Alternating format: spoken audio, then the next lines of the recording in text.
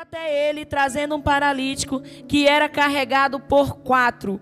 E eles, não podendo aproximar-se dele, por causa da multidão, destaparam o telhado onde estava. E fazendo uma abertura, eles abaixaram o leito onde estava deitado o paralítico. E Jesus, vendo a fé deles, disse ao paralítico: Filho, teus pecados estão perdoados. Você pode dizer isso? Os nossos pecados estão perdoados. Queridos, há semanas atrás Deus me deu essa palavra. E Ele não me deu essa palavra à medida de dizer é essa palavra que você precisa pregar. Não, Ele me deu essa palavra como meditação do meu devocional. Eu já ouvi essa palavra várias vezes, mas nessas semanas passadas Deus estava ministrando algo no meu coração. E toda vez que Deus ele trata conosco, nós podemos compartilhar. Muitas das vezes nós queremos ministrar aquilo que Deus não trata conosco. Nós queremos falar daquilo que nós temos entendimento humano. Mas na realidade a palavra só tem poder quando nós entendemos que essa palavra, ela agiu na nossa vida. Amém? Eu gosto muito dessa palavra pela atitude que há nela. E é isso que eu gostaria de compartilhar com você. Casa de milagres, lugar de perdão e cura. Você pode dizer isso? Casa de milagres é lugar de perdão e cura. Queridos, quando a gente lê esse texto, a primeira coisa que vem é a localização. A Bíblia diz que ele voltou para Cafarnaum novamente. Em alguns estudos bíblicos, fala que Jesus ele tinha uma casa em Cafarnaum. E que também a maioria dos seus discípulos tinha as suas casas na região de Cafarnaum. Agora, o mais interessante é que a Bíblia não diz de quem é a casa. Mas, segundo estudos teológicos, pode ser que a casa era de Jesus ou pode ser que a casa era de Pedro, um dos discípulos próximo dele. Até porque Jesus, por ter uma casa em Cafarnaum, há uma probabilidade maior dessa casa ser dele. Porque se nós lermos o texto, para entender o contexto, a Bíblia está dizendo que ele novamente voltou e ele estava em casa. Então ele estava na sua casa pela leitura. Eu não posso dizer para você teologicamente, mas pela uma semântica de entendimento do texto, nós podemos entender que a casa era de Jesus. Porque se fosse de um dos seus discípulos, com certeza o autor, o escritor do livro, tinha dito que ele estava na casa de fulano, de cicrano. Mas como ele diz, estava em casa, nós podemos, pelo decifrar do texto, que Jesus estava na sua casa. Durante esses dias que nós estamos aqui nesse elo, nós falamos de várias casas.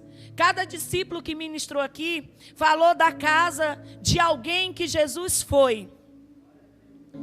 Quando eu estava lendo esse texto, Deus estava falando algo muito importante para nós fecharmos essa noite. É sobre o milagre de alguém que vai à casa onde Jesus está.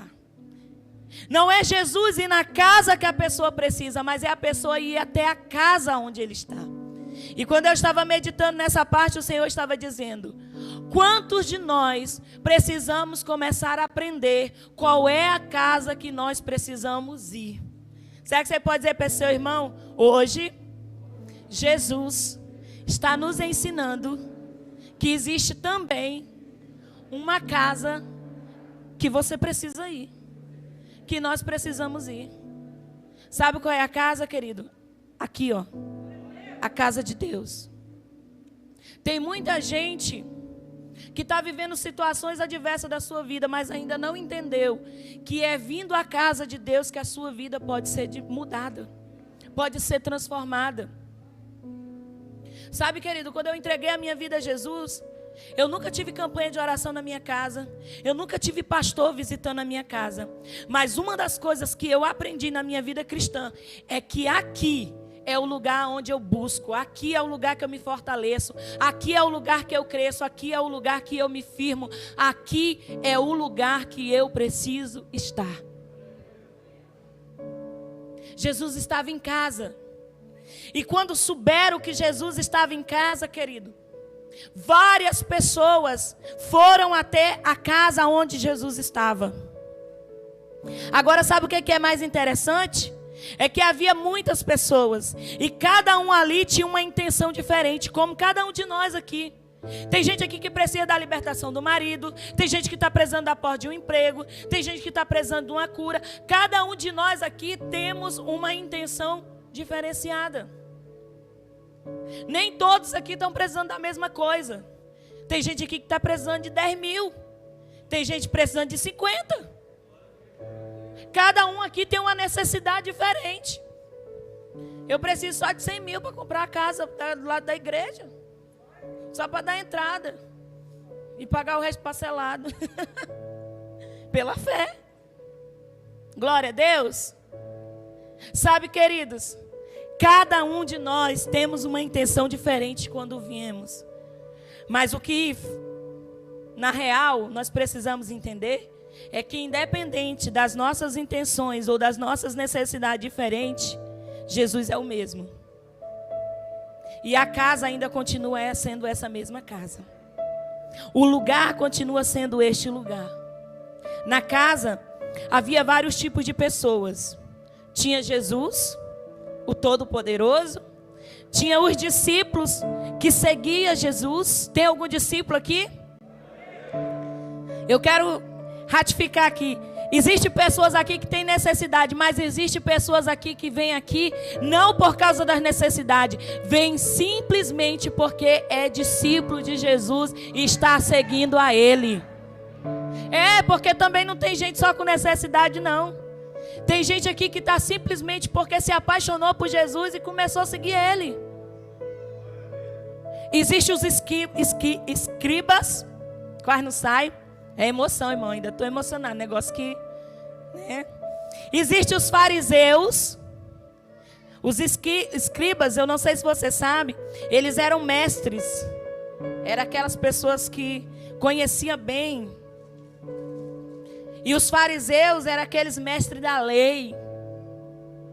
Só que o que eu aprendo aqui é que eles conheciam, mas eles não viviam. Eles sabiam, mas não praticavam. E existia a multidão. Pessoas curiosas. Pessoas que estavam lá para ver o que ia acontecer. E existia também pessoas que estavam buscando milagres. Mas existiu 5 pessoas diferentes. E é isso que eu queria que você entendesse. Não é a tua necessidade que vai fazer Jesus fazer um milagre na tua vida. Não é por causa da necessidade que você vem aqui, na casa, no lugar onde Jesus está, que vai fazer Jesus fazer o milagre. Não, pastora, não. O que vai fazer, querido, Jesus fazer alguma coisa na sua vida, é como que você vai agir dentro da casa que Ele está. Porque existiu pessoas aqui que foram lá e não receberam nada. Mas existem pessoas que saíram de lá e foram totalmente transformadas. Por quê, pastora? Porque eles tiveram uma atitude. E aí eu posso entrar e falar. O texto que nós lemos fala de 4 amigos que levam o seu amigo paralítico. Eles souberam que Jesus havia chegado em casa. E eles decidiram que nunca mais aquele homem ficaria daquele jeito. Aquele homem estava impossibilitado de ir até Jesus. Mas a Bíblia diz que esses amigos se levantaram, colocaram ele numa maca e romperam a multidão. Vendo que não podia passar pela porta, eles criaram uma estratégia. E aí é onde é que entra a diferença. Porque, querido, às vezes nós queremos um milagre. E nós até cantamos a canção do Davi Sassi, que é muito linda. Eu farei o que for preciso para te ver. Só não posso deixar que sigas sem me perceber. Só que quando chega na igreja, está sentado, parece que está grudado na cadeira. Ele está dizendo que faz o que for preciso para Deus fazer um milagre. Mas ele não dobra um joelho e não derrama uma lágrima. Ele está dizendo que faz o que for preciso. Mas ele chega na igreja, ele fica olhando para todo mundo, não fecha os olhos, não se conecta com Deus. Ei, eu não sei se você pode me ajudar nessa noite, mas diga pelo menos para uma pessoa do seu lado. Diga, quando você sabe que Jesus está em casa, você precisa se conectar com Ele. Às vezes você até vem na casa onde Jesus está, mas você já viu todo mundo, menos Jesus. Por que não fecha o olho? Por que não levanta a mão e não adora? Porque alguém diz assim, levanta aí a voz e dá um glória a Deus na hora do louvor. Pastor, a Bíblia diz que eu devo adorar em espírito e em verdade. Mas a Bíblia também diz que a boca fala aquilo que o coração está cheio. Se o teu coração está cheio de louvor, cadê o teu glória? Se o teu coração está cheio de louvor, como é que você vem numa reunião que está pegando fogo e não dá um aleluia? Se você está cheio do Espírito Santo, querido, transborde aquilo que está cheio em você. Você sabia que tem muita gente que entra e sai mais frio do que entrou, porque não se conecta, não entende o que é Jesus estar na casa. Já viu todo mundo, já falou com todo mundo, mas não abre a boca para falar com Jesus. Se sair daqui sabe dizer quem estava no culto, mas não consegue dizer o que Jesus falou com ele numa reunião como essa. Sabe, queridos, não é só vir à casa, não é saber que Jesus está em casa, mas é saber o que Ele pode fazer por você e o que você precisa fazer para que Ele mude a sua vida. Só ele saber que Jesus está em casa não vai curar ele. Só os amigos levar ele lá não ia curar ele. Foi a estratégia. A Bíblia diz que eles viram que a multidão era impossível transpassar. Então eles tiveram uma ideia. Aí eles cantaram o louvor do Davi Sassa. Eu farei o que for preciso. Eu não vou chegar aqui na beira do caminho. Eu não vou chegar na metade do caminho. Eu não vou ficar diante da porta. Saber que quem está lá depois da porta pode fazer o milagre. E eu não vou romper. Não, não, não. Aí a Bíblia diz que eles tiveram a estratégia de quê? De subir. E pelo telhado descer a maca com esse paralítico. Queridos. Quando a gente canta e a gente faz o que é preciso para que Jesus nos perceba, querido, é impossível passar despercebido dos olhos de Jesus. A Bíblia diz que eles começaram a descer. Você consegue imaginar comigo? Eles começaram a descer esse paralítico. No meio da reunião, a Bíblia diz que Jesus estava pregando, querido. No meio da reunião de uma palavra, está lá um homem e uma maca descendo. E eu posso imaginar Jesus agora parando e ficando impressionado com a fé e a atitude daqueles homens. Sabe o que eu quero dizer para você hoje? Sabe o que Deus está dizendo para nós hoje? Casa de milagres é lugar onde Jesus fica impressionado com a nossa fé. Casa de milagres. Essa casa é um lugar de milagres. E todos podem entrar e receber conforme a sua fé. Porque que às vezes nós estamos numa mesma reunião e tem gente que sente e não sente. Tem gente que recebe e tem gente que não recebe.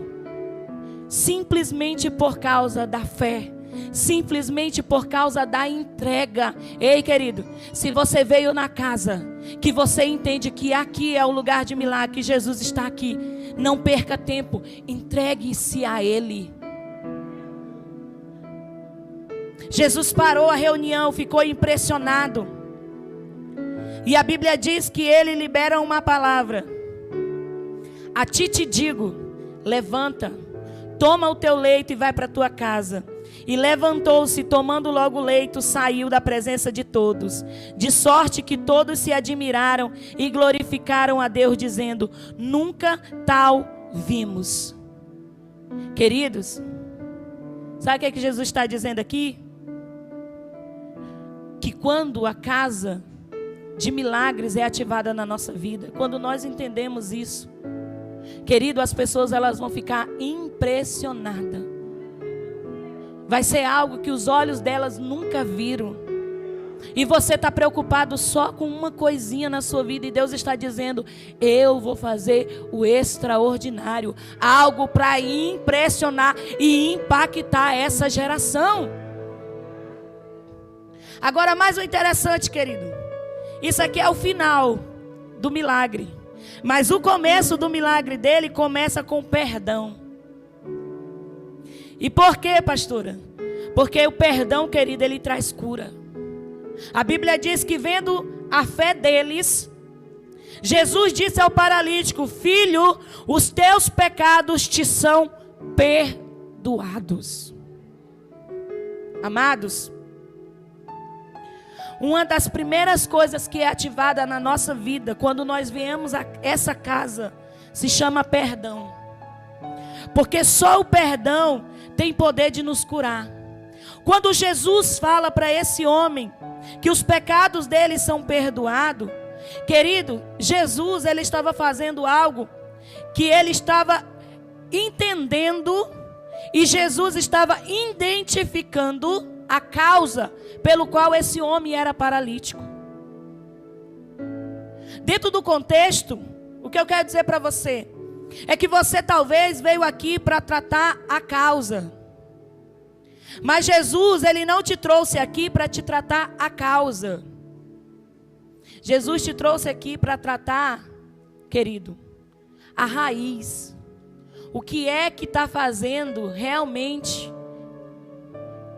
aquilo que você precisa do milagre.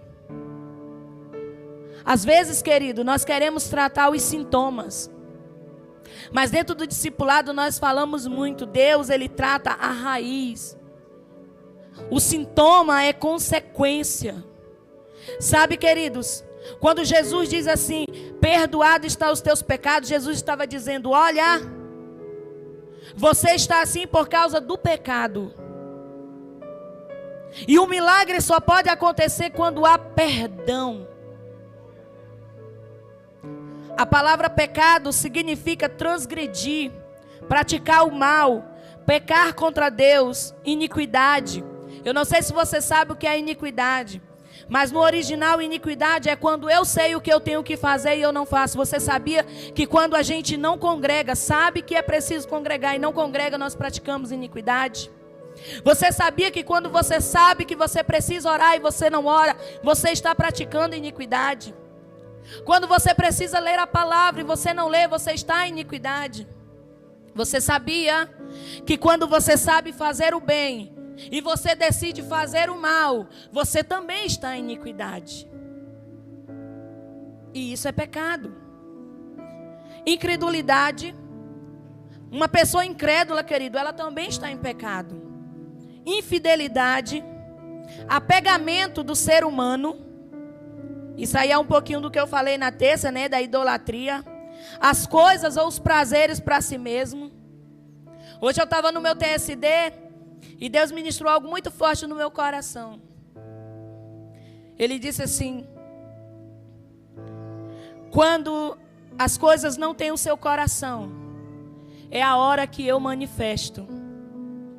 Eu comecei o meu TSD dizendo: Senhor, obrigado. Senhor, tudo que eu tenho é teu. Senhor, a minha casa é sua, a minha família é sua, meu ministério é teu, Senhor, nada é meu, tudo é teu, tudo é teu. Eu comecei o meu TSD adorando e dizendo ao Senhor: tudo é teu, Senhor, nada me pertence, eu estou aqui só fazer a tua vontade, me coloca no centro da tua vontade. Aí veio o louvor que eu coloquei lá no grupo: fala comigo, Jesus, fala comigo. E eu estava lá: fala comigo, Jesus.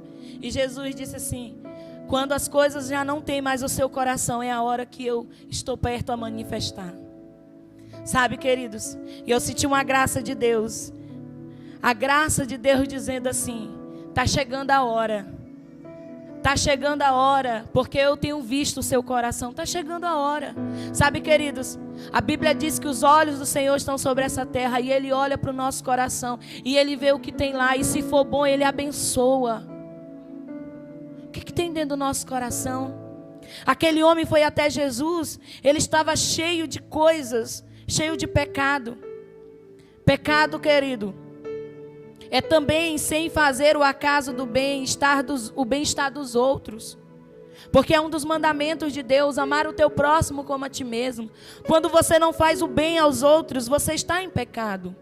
E a palavra de Deus diz em Romanos 6:23, porque o salário do pecado é a morte, mas o dom gratuito de Deus é a vida eterna em Cristo Jesus, nosso Senhor.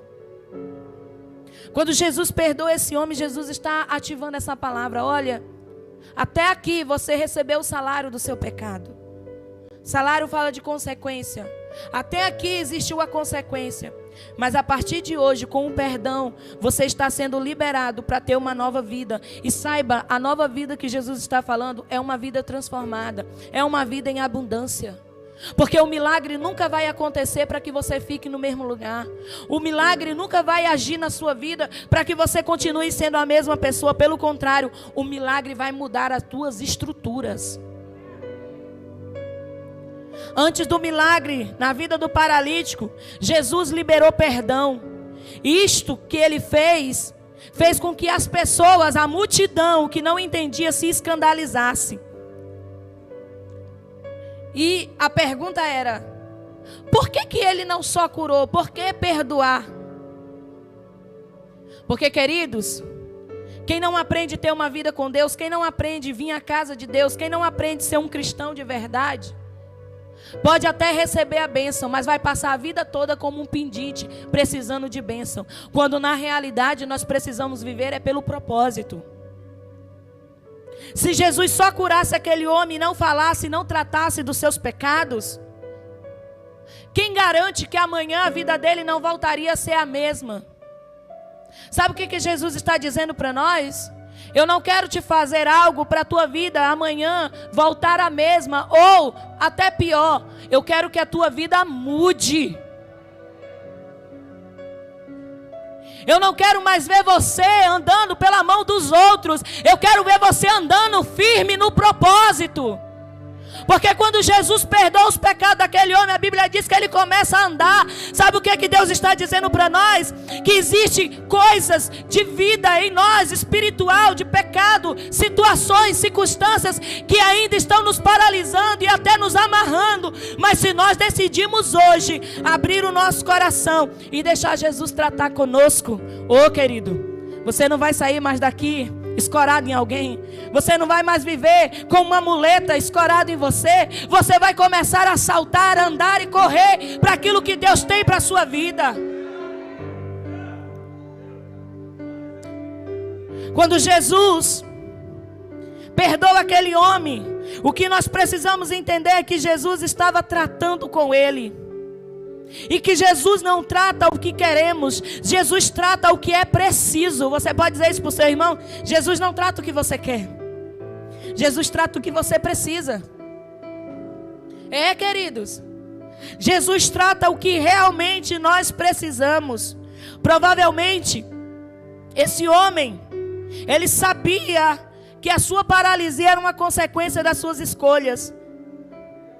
E não bastava estar paralítico, aquele homem poderia estar vivendo preso em seus sentimentos de culpa. Muitos de nós, muitas das vezes, estamos aqui e ainda não vivemos totalmente em Jesus, porque estamos carregando um peso, um fardo em nossas vidas. Porque como seres humanos nós somos inteligentes e às vezes nós sabemos que algumas coisas são consequências das nossas escolhas.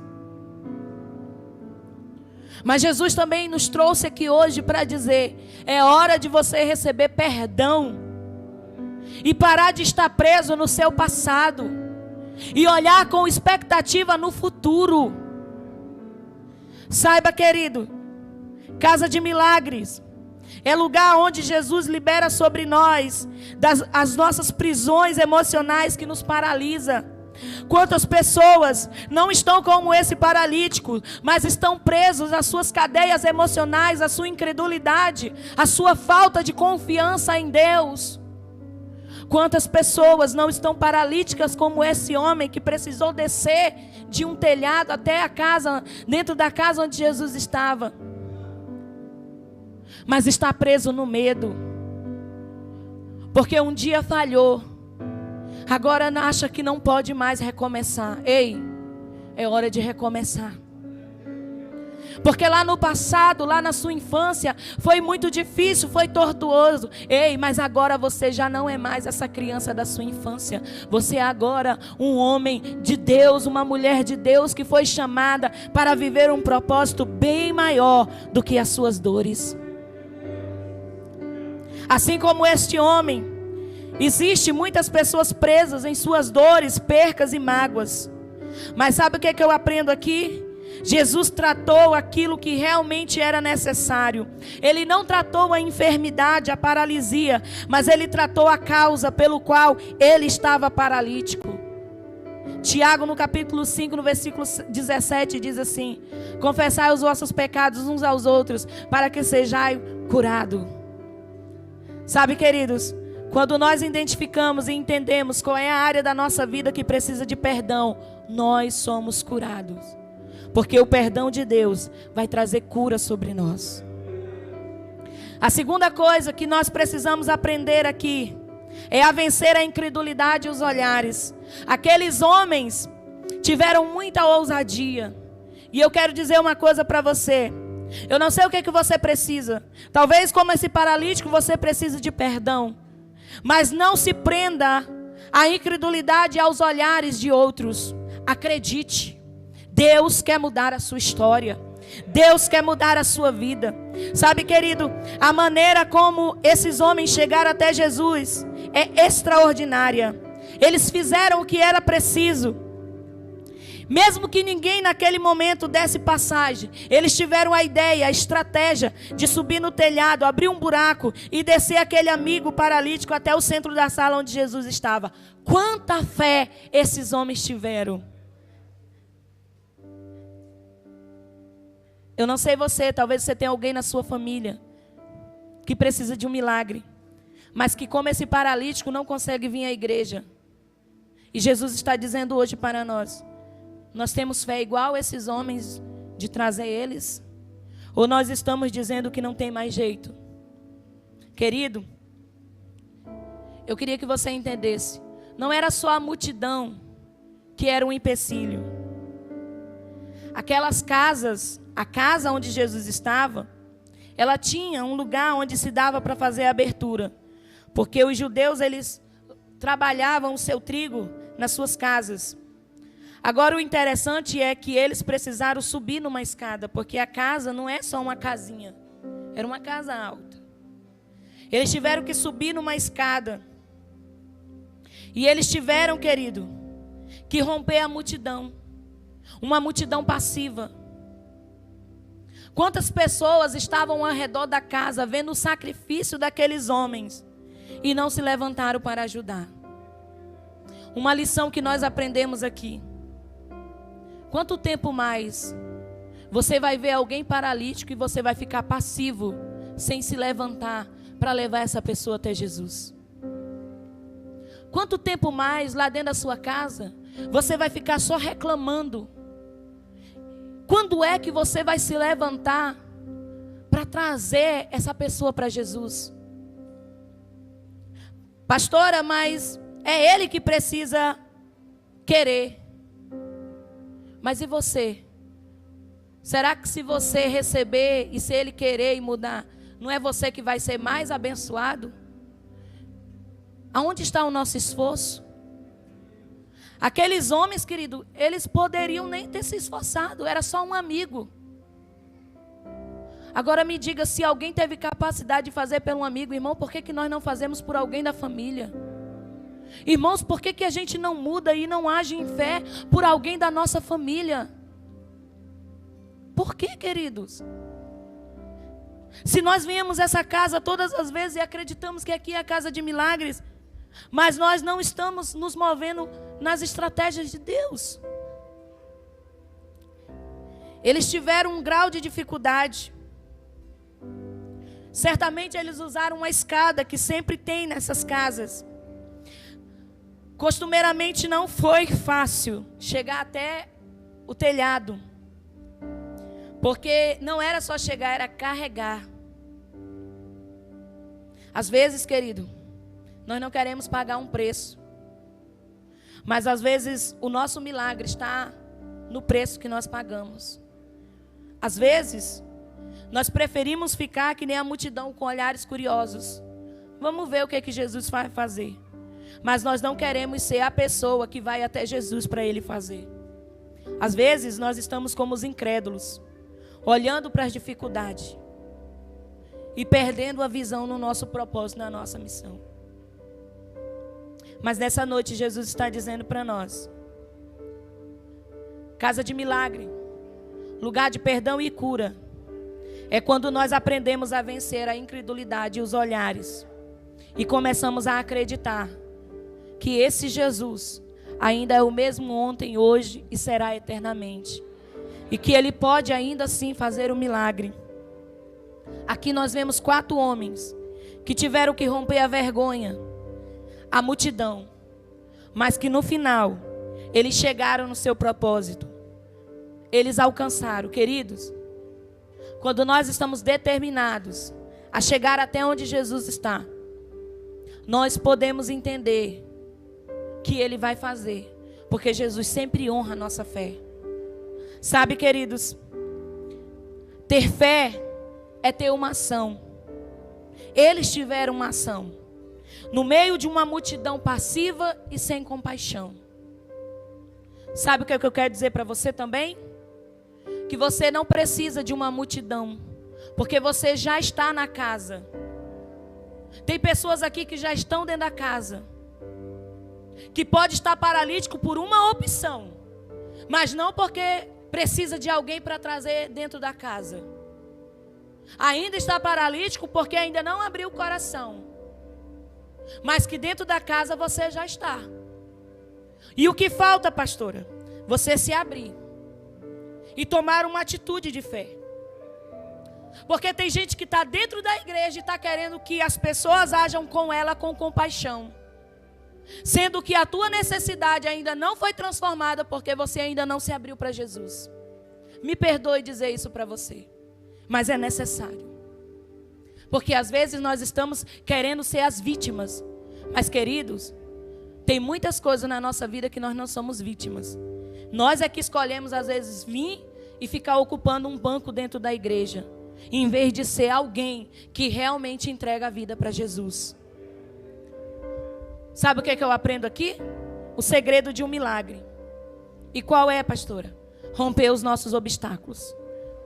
Querido, ora por mim, eu estou precisando de um milagre. Aí a gente diz, vem para o relógio de oração. Vem para a oração do teu setor. Vem para a oração das mulheres. Nunca dá, nunca pode. Vem no GC, vem nisso, vamos para o discipulado. Nunca pode. Querido, às vezes o teu milagre está onde você vai romper esses obstáculos. É naquilo que você menos quer se propor a romper. É onde está o teu milagre. E eu quero dizer uma coisa para você, para nós orarmos. Eu não sei qual é o milagre que você está precisando, mas ainda vale a pena buscar por Jesus. Esses homens mostram que vale a pena ir na casa de Deus.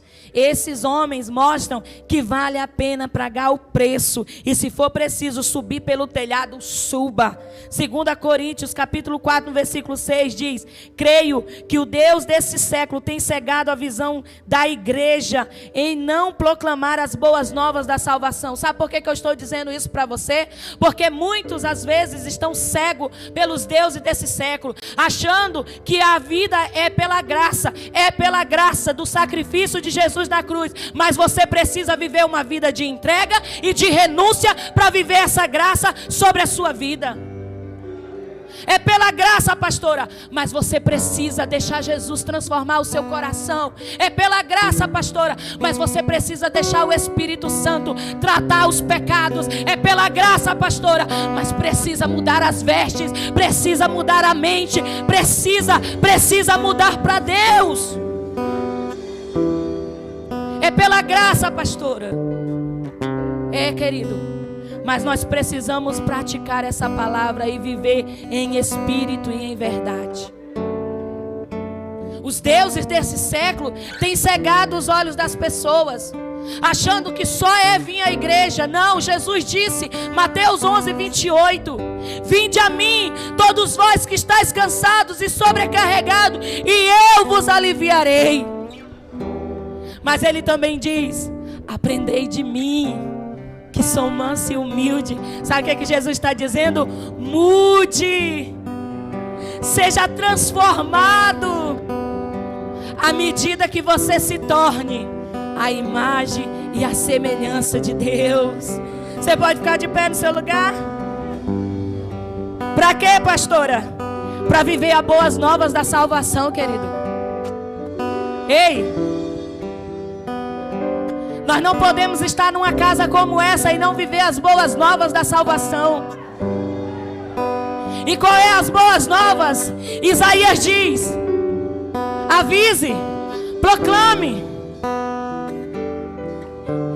Ele ainda cura os enfermos, ele ainda cura os paralíticos, ele abre vista dos cegos, ele faz o rio se abrir em meio ao deserto. Diga a eles que há poder no reino de Deus.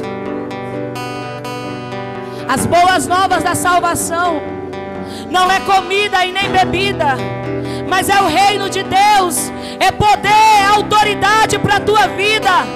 É você sair do lugar que limita a sua visão e viver a manifestação da fé. Sabe, queridos, tem uma frase de um filósofo existencialista.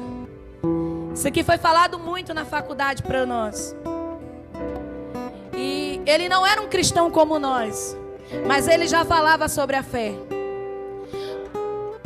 E eu aprendo, eu sempre digo, eu fiz faculdade, e uma das coisas que eu aprendi na faculdade é que quando a gente tem uma fé definida em Deus, as outras teorias não te tiram do propósito de Deus. Você é o que você acredita, você vive o que você acredita. Quando você muda a tua convicção de fé, é porque você não estava firme realmente na sua fé. Eu entrei na faculdade e eu vi pessoas que falavam contra a fé, mas eu vi teóricos que também falam sobre a fé. E sabe o que eu aprendo? É que eu escolho o que é que eu vou acreditar. Sabe o que eu aprendo com isso? E o que eu aprendi? Que a Bíblia confirma a ciência e a ciência confirma a Bíblia. Talvez você está aqui e você às vezes não acredita na Bíblia, mas se você quiser, eu tenho teóricos que nem são evangélicos, mas que confirmam o que a Bíblia fala. Esse homem, ele diz assim: a fé não é complacente nem inativa. Ele está dizendo, a fé, ela precisa ter uma atitude. Como é que você diz que acredita e você não tem uma atitude de mudança? A fé não é um salto no escuro. Ei, querido, fé não é você não saber o que vai acontecer. Fé é você ter convicção do que vai acontecer. Ele diz assim, Kierkegaard é o nome dele, mas uma fé operosa que atua pelo amor. Oh, querido, aonde há fé, há amor. E a Bíblia diz que sem fé é impossível agradar a Deus. Agiram e creram. Isso deve ser o exemplo para nós, igreja. Nós não precisamos só crer, nós precisamos agir também. O milagre é Jesus quem faz, e nós somos os cooperadores quando ativamos a nossa fé. Quando você vem à igreja, você está cooperando para Deus fazer o teu milagre. Quando você dobra o joelho, você está cooperando para Deus fazer o milagre. Quando você chora e diz, Senhor, me transforma, você está cooperando para Deus fazer o milagre. Quando você diz assim, marido, amanhã tem culto, vamos no culto, você está cooperando para Deus libertar esse marido. Pastor, ele diz para mim que não vem. Aí você vai lá para o secreto, dobra o joelho e diz, Espírito Santo, quebranta o coração do meu esposo. Espírito Santo, muda o coração dele. Aí sim Você está vivendo fé e está cooperando para que o milagre aconteça. João 11:40, Jesus disse: se creres, tu verás a glória de Deus. Aqueles homens creram. Aquele paralítico foi perdoado. O perdão trouxe cura. E todos naquele lugar viram uma coisa extraordinária. Eu quero declarar isso sobre a tua vida.